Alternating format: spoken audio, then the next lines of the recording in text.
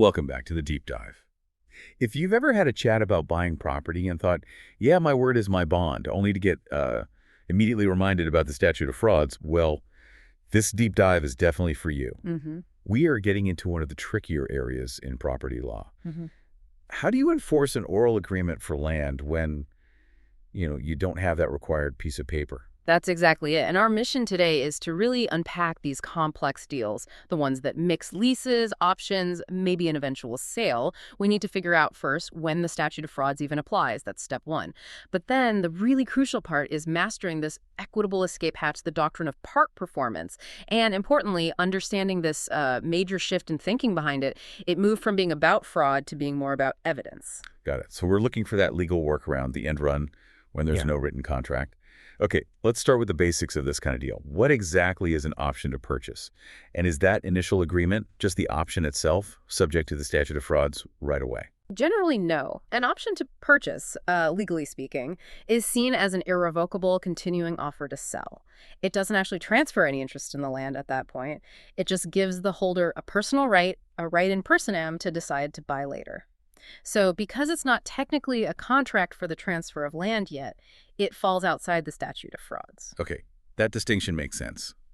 But the kind of agreement we're digging into involved both a lease and an option. So let's isolate the lease part. Say I orally agree to rent a place for 1 year, but the lease term doesn't start for like 3 months. Does the statute of frauds hit that? Yes, it does. That specific scenario, an oral lease for a year that starts in the future, falls within the statute. Why? Because the contract itself, from the moment you agree, can't be fully performed within 1 year of that agreement date. But there's a way out for that, too. If the tenant fully performs the entire lease, meaning pays all the rent for the whole year, that full performance takes the lease agreement out of the statute's reach. Right, full performance saves it. Okay, now here's where it gets really interesting, the convergence point. When does this whole the oral lease, the oral option, transform into a formal contract for sale that the statute of frauds clearly does govern? Uh-huh.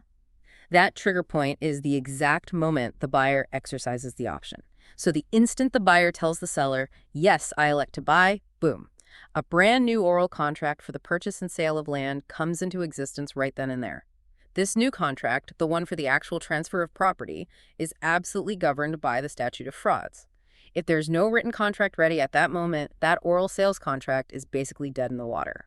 Unless Equity steps in with part performance. Precisely. Unless the buyer can show they've done enough, performed enough acts to invoke that part performance exception. And this is exactly the kind of mess that ended up before the Minnesota Supreme Court back in 1946 in the really key case, Shaughnessy v. Eidsmoe. Let's break this one down carefully. First off, what are the legally important facts? Okay. So back in 1943, the plaintiffs, the Shaughnessy's, made an oral deal with Eidsmoe. They leased property for 1 year, starting May 1st. Rent was $47.50 a month. But crucially, that oral deal also included an option to buy the place for somewhere between $4,750 and $5,000. And here's a key detail. All the rent they paid during the lease was supposed to be credited towards that purchase price. So the Shaughnessy's move in, they pay all the rent for the year. Then they do 3 really important things. 1, they tell Eidsmoe they're exercising the option. 2, they stay in possession after the lease term ends. And 3, they start making additional payments, specifically labeling them as being for the purchase price. Meanwhile, Eidsmoe keeps stalling on providing the actual written contract, saying things like his word was good, but never delivering, and eventually he just refused to sell. Okay, and what was the core legal issue the court had to sort out? The precise legal question was this. Does the doctrine of part performance take this oral contract for the sale of land, the one that popped into existence when the Shaughnessy's exercised the option, does it take it out of the statute of frauds, making it enforceable? Right. So what rule of law did the court use to answer that? I know the language can be dense, but we need those specific elements to really grasp the shift the court made. Could you state the full rule and break down its testable parts? Absolutely. The court adopted what's considered the modern rule, drawing heavily from the restatement of contracts. It basically says this. The taking of possession by the purchaser, acting under the oral contract for land, combined with making part payment of the purchase price, done in reliance on and with unequivocal reference to the vendor-vendee relationship, is enough to avoid the statute. And here's the kicker. Without proof of irreparable injury through fraud. Okay, so let's break that down. This rule really has four key elements a plaintiff needs to show. One, the purchaser takes, or as in this case, retains possession. Two, the purchaser pays a portion or all of the purchase price. Those are the physical acts. Three, those acts, the possession and the payment, must be unequivocally referable to the new relationship, the buyer-seller relationship. This is the big one. And four, this is the policy element. Proof of irreparable injury or fraud is not required anymore. That clarifies it perfectly. Okay, now for the court's elemental analysis. Let's go step by step. The physical elements, possession and payment, seem pretty straightforward here.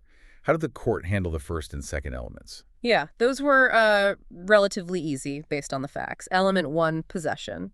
The Shaughnessy's clearly satisfied that by staying on the property well after the original one-year lease was up, they retained possession. Element two, part payment. The court looked at the money. First, the initial $570 paid as rent during the lease year was credited towards the purchase as agreed. Plus, they paid another $570 after the lease ended, specifically designated as purchase payments. So yes, substantial part payment was made. The physical acts were definitely there. Understood. Okay, now for the real hurdle, the element that often decides these cases, a third element. Unequivocal reference. The Shaughnessy's were already tenants. So how did the court conclude that them just staying there and paying more money was unequivocally linked to a new sales contract and not just, say, a month-to-month tenancy? Right, this is the critical sub-issue. Unequivocally referable means their actions have to be, well, rationally inexplicable under any other theory. Just staying on and paying could look like renting, right? So the court had to look beyond just those basic acts. They examined the entire context, the whole record, and they zeroed in on a few facts that just didn't make sense if the Shaughnessy's were merely tenants. First, remember they bought that stove from Eidsmoe. That suggests settling in, permanence, not temporary renting.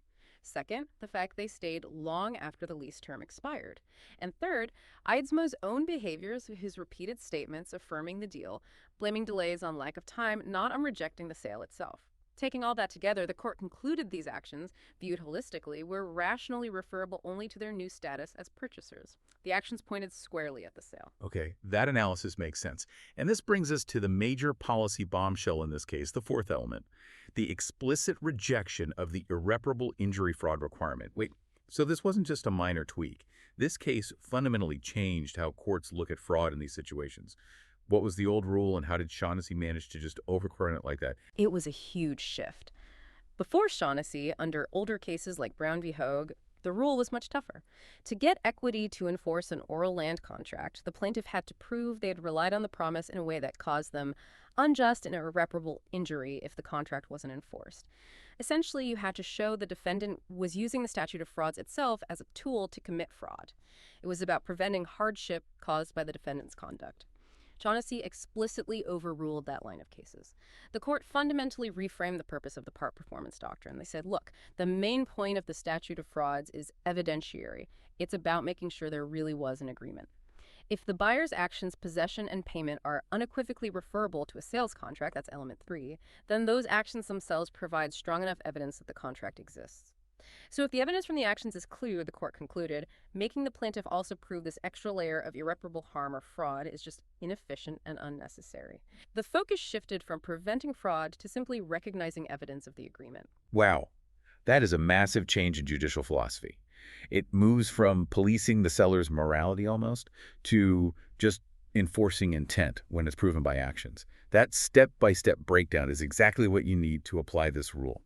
Okay, so after walking through all the elements, possession, payment, unequivocal reference, and ditching the fraud requirement, what was the court's final conclusion? The bottom line was that the trial court's decision was correct. The Minnesota Supreme Court affirmed the order denying a new trial. They held that the doctrine of part performance did, in fact, take the oral contract out of the statute of frauds. So the Shaughnessy's were granted Effendi's interest in the property, and the court ordered specific performance, basically forced Eidsmoe to go through with the sale via a contract for deed at the $5,000 price, making sure to credit all the payments the Shaughnessy's had already made. That elemental analysis really shows how the doctrine works. Yeah. Let's try to cement this unequivocal reference idea with a quick hypothetical. Remember, the act has to be explainable only by a sales contract, not something else. Imagine a tenant renting a house orally agrees to buy the lot next door from their same landlord. Which of these acts would be unequivocally referable to owning that separate lot? Okay, hypo A. The tenant gives the landlord a big chunk of cash, says, here's the down payment for the lot, but keeps paying the same monthly rent for the house they live in. Hmm. Hypo feels weak on unequivocal reference. Even though they called it a down payment, the fact they're still paying rent maintains that existing landlord-tenant dynamic. Right. That chunk of cash, it could be argued it was, I don't know, a loan, maybe prepayment of rent for the house, maybe a separate, unrelated deal. It doesn't scream, I am now the owner of that lot. It's ambiguous. Right. Ambiguity kills it, Yeah. okay? Hypo B. Same tenant, same oral agreement for the lot next door. This time, the tenant goes onto that empty lot, tears down an old, dilapidated shed that was there, and starts pouring a foundation for a significant new workshop. Ah, hypo B. Now that sounds much more like unequivocal reference. Why? Because tearing down structures and starting major, essentially irreversible construction, like pouring a foundation on land you supposedly don't own, that's just not something a rational person would do unless they believed they were or were about to become the owner. It's a significant investment and change to the land itself. That kind of action speaks very strongly, perhaps only, of ownership intent for that specific lot. Much stronger case. That difference between reversible actions, like just paying money, and irreversible ones, like building something permanent, seems key. Okay, to wrap this deep dive up, if someone's tackling a contracts problem, maybe on an exam or a practice involving land, what's the step-by-step checklist they should use, pulling all these rules together? Okay, definitely. We can synthesize this into a practical 5-step diagnostic framework for spotting and analyzing these issues. Step 1. Issue spotting. Just ask, does the statute of frauds even apply here? Are we dealing with an interest in land? Or maybe it's a contract that simply can't be performed within 1 year from when it was made. Remember that lease starting in future rule. Step 2. Trigger check and exceptions. If the SOF does apply, is the agreement saved by something simple like full performance? Remember, that mainly works for non-land contracts like the 1-year lease fully paid up. If not, you move to the big equitable exception, part performance. Step 3, part performance checklist, the modern rule. Now you check the physical acts. Did the buyer meet the 2 basic requirements? That's clear. Possession, either taking it or retaining it after a lease, and definite part payment of the purchase price. Both need to be there. Step 4. The critical test, evidential hurdle. This is the Shaughnessy core. Were those acts, the possession and payment, unequivocally referable to the existence of a sales contract? The vendor-vendee relationship. You have to look for actions that only make sense if the person is a buyer, not just a tenant or friend or something else. If yes, the evidence hurdle is cleared. Step 5, final conclusion. If that unequivocal reference test is met, the oral contract becomes specifically enforceable in equity.